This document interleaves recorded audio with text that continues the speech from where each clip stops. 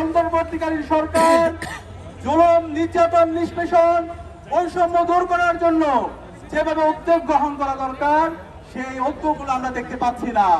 ন্যায্য অধিকারের জন্য যখন তারা আন্দোলন করছে, ফ্যাসিবাদী কায়দায় খুনি হাসিনা এবং তার পেটোয়া বাহিনী যেভাবে বিগত সময়ে আমাদের উপরে হামলা করেছে, নির্যাতন করেছে, ঠিক একইভাবে আমরা আমাদের শ্রদ্ধেয় শিক্ষকদের উপর হামলা হতে দেখেছি। গত 16 বছরে বাংলাদেশে কোন আয়নাগর ক্যাম্পাসে নির্যাতন, নিপীড়নের মাধ্যমে খুনি হাসিনা এবং তার দোসররা বাংলাদেশে ফ্যাসিবাদ কায়েম করেছিল এবং খুনি হাসিনা এবং তার দোসররা বাংলাদেশের প্রতিটি শিক্ষা প্রতিষ্ঠানকে, শিক্ষার যে পরিবেশ সেই পরিবেশকে নষ্ট করার মাধ্যমে আমাদের পুরো প্রজন্মকে ধ্বংস করতে চেয়েছিল।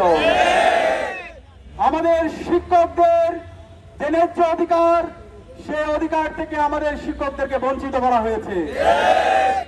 সেই অন্যায্য জুলুম, নির্যাতন, নিষ্পেষণের বিরুদ্ধে, ফ্যাসিবাদের বিরুদ্ধে 24শে জুলাই বিপ্লবের মাধ্যমে আজকে আমরা নতুন বাংলাদেশ পেয়েছি। জুলাই যে বিপ্লব হয়েছে, সেই বিপ্লবের মূল দাবি ছিল বৈষম্যকে দূর করা। যে জুলাই বিপ্লবে আমাদের 2000 ভাই বোন জীবন দিয়েছে, 40,000 ভাই বোন বঙ্গ হয়েছে, গাজী হয়েছে এবং তাদের আত্মত্যাগের মাধ্যমে আজকে আমরা ফ্যাসিবাদ মুক্ত নতুন বাংলাদেশ পেয়েছি।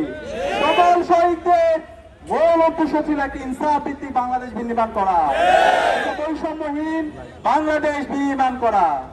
কিন্তু আমরা আজকে 1 বছর পরেও আমাদের সেই বৈষম্যগুলো দূর হতে দেখছি না।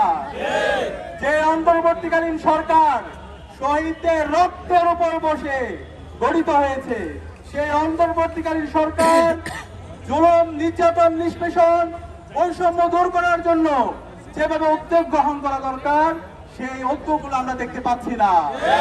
আমরা আমাদের আজকে রক্তকরণ হচ্ছে হৃদয়ের মধ্যে।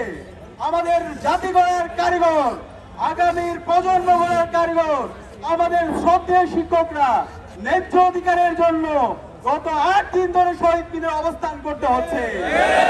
এই ন্যায্য অধিকারের জন্য যখন তারা আন্দোলন করছে, ফ্যাসিবাদী কায়দায় খুনি হাসিনা এবং তার পেটোয়া বাহিনী যেভাবে বিগত সময়ে আমাদের উপরে হামলা করেছে, নির্যাতন করেছে, ঠিক একইভাবে আমরা আমাদের শ্রদ্ধেয় শিক্ষকদের উপর হামলা হতে দেখেছি। হওয়ার চেষ্টা করবেন না। শহীদ আবু সাইদ, শহীদ ওয়াসিম, শহীদ শান্ত, শহীদ আলী রায়হানের উত্তরসূরিরা ঘুমিয়ে যায়নি।